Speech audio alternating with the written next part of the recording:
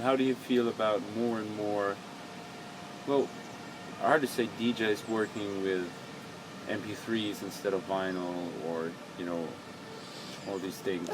You can work with MP3s and CDs, and it's a great thing. It helps push the music, but you're limiting yourself. You will never find new discoveries because, unless it's been discovered. If it's been discovered, it can get on an MP3 and CD. If the record's not been discovered before and never been played by a DJ or a collector or whatever, you're not going to get it. You have to get the vinyl to get it.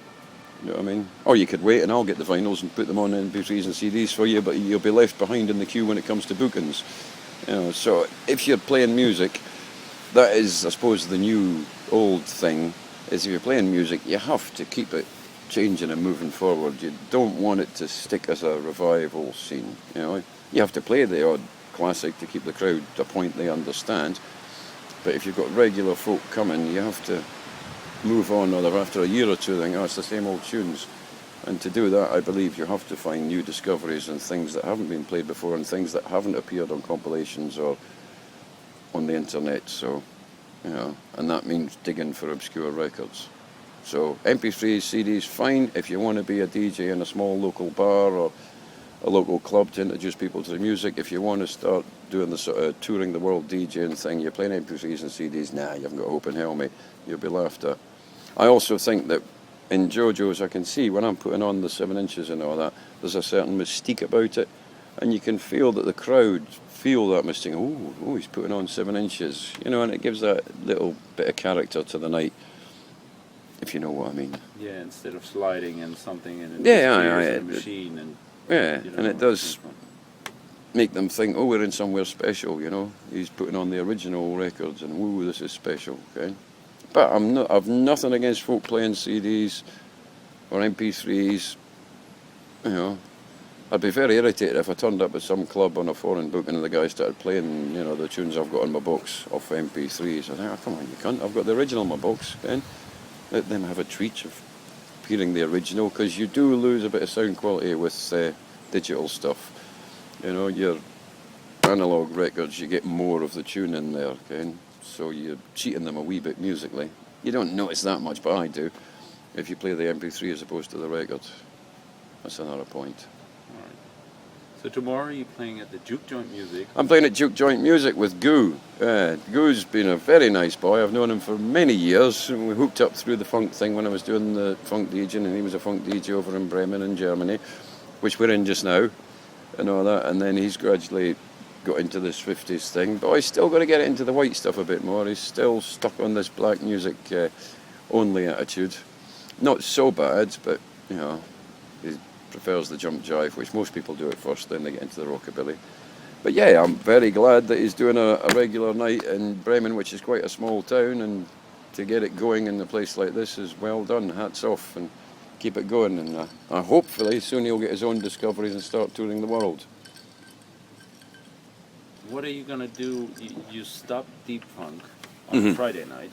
I didn't stop Deep Funk. I handed it over to Snowboy, and he changed the name to, I don't know what he calls it now, Groove Funky Mama Papa Woo Woo Grow. We only play black music night, and that. And yeah, I left it because I got bored shitless. And I actually made a silly mistake financially, because I thought I could walk away, and because I had such a crowd at JoJo's, I could go to some other club, and there was another club hanging about waiting for me, and make the same money and all that. Because I like money, and I need money to buy records. But no, I started doing monthly nights in various clubs, and it doesn't work the same.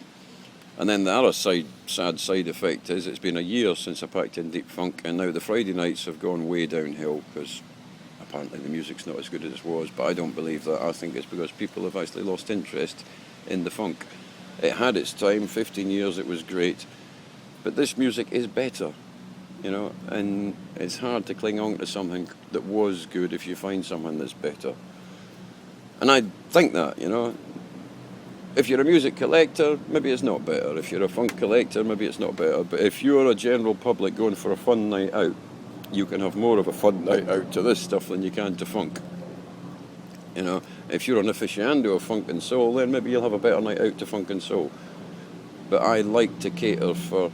My main aim since I first got into the Northern was to get people into good music and get them away from shit music. And I find it's a lot easier to get the normal run-of-the-mill. If you got any Beyonce, if you got any fucking Jay-Z, fuck off, listen to this. It's easier to get them into good music with this stuff than it was with funk, because funk is a little bit dull and not as fun in comparison. You know, so the run-of-the-mill shop girls like this instantly. You know? I was about to say, I have a feeling that funk, especially hard funk, is more for the boys, Yeah. while this may be more for the girls. In a way. Not more for the girls. That's a sort of misstatement. Girls tend to get into this more because it's more innocent and more pure. Boys get into the funk because there's an attitude of belonging associated with the funk, and boys have this, I want to belong to a group, I'm a Northern Soul fan, I'm a mod, I'm a this, I'm a that. Girls not so much, they want to have fun. So it's easier for them to have fun with this than funk's a bit too serious. Northern Soul, I still love Northern Soul, but it's a bit too serious. I can see that. It's too serious for normal people when they walk into a club. I could put on 10 Northern Soul records, which I think are magnificent, and I pay thousands of pounds for them. Wow, they're great records. Empty the floor. But I could put on 10 equivalents of this scene, and they'll pack the floor. And there's something about the beat which seems natural for girls to start bouncing about to go ding ding ding ding like this. And it's also got a sort of sexy feel to it that makes them feel sexy, at least the surfy stuff and all that. So it works. And yeah, I like the way girls listen to music. They've got no preconceived ideas about what it should be and what rules you should tick off in there. Oh, this record failed on that vocal point there because, you know, do you know what I mean? Oh, it hasn't got a drum break. Oh, that's no good. You know, it needs a break. You know, and all that sort of stuff. Girls don't care a fuck about that. They just, oh, I like this. This makes me feel good. I'm going to dance to it. And yeah, that's a very important thing. And this is what I'm playing now. So I'm playing to girls now, no more to collectors. Which isn't entirely true again. I lie. I play records that collectors will go ooh to, but I only play the ones that will also make the girls go, oh, this is nice. You know, and they won't know when it's from or what it is or even what style of music it is, but they'll hear it and think, oh, this is nice. That's what I like playing. So you try to satisfy them all? Yeah, I try to satisfy. Yeah, that's me because I can. You know, I've been collecting this stuff for 20 years, so I know what the collectors are going to go, fucking hell, he's got one of them, or what the hell's this? But I won't play. There are certain records that I've actually bought recently and sold again, because they were records that no collector knew, and I thought, whoa, that'll get the collectors going. And then I played it and thought, yeah, but it's not going to get the girls going. Now I'll sell it and get someone that will get the collectors going and the girls going. So yes, do try and satisfy the collectors at the same time as the I like to satisfy everyone. You know? Whereas in the funk thing, I think I was a bit too much about satisfying the collectors. Not as much as some, but I was a bit too much about satisfying the funk collectors and forgetting the girls, and therefore the club was filling up with boys and a few girls. Perfect example, I mentioned this before. On the royal wedding night, I was given a booking by, it was just like an old hip-hop house DJ, said, Keb, come and please do a funk set, you know, we can say it's been a year since Keb's played funk, and do a funk set at my club. Was it something East or something? It's a big club in Shoreditch anyway, it holds about 500 folk. I'm like, all right then, but only play funk and soul. Please don't play any of the 50s stuff. I thought, aye, all right then. I want to bill it as Keb Darge plays funk for the first time, and you know, pure funk set, and then people will come. No bother, okay, then I'll play funk. So I dug out my repros and my dub plates of the records that I'd sold, and I turned up, and there's a warm-up DJ on playing sort of rare groove classics, b-boy classics and stuff like that. And the floor's got maybe 10 or 12 blokes on it, no women, and the bar's got about 50 or 60 blokes and 30 women, and then it starts to fill up, and then I go on, and the place is filling up, and I started off with Timeless Legend and a couple of sort of really sort of soulful, rare groovy type things that I thought they'll get more people going because the other stuff's too serious, and yes, it did. We got about 20 blokes on the floor and 5 girls. And there was 100 girls and you know, standing like, bored. And I thought, oh, fuck it.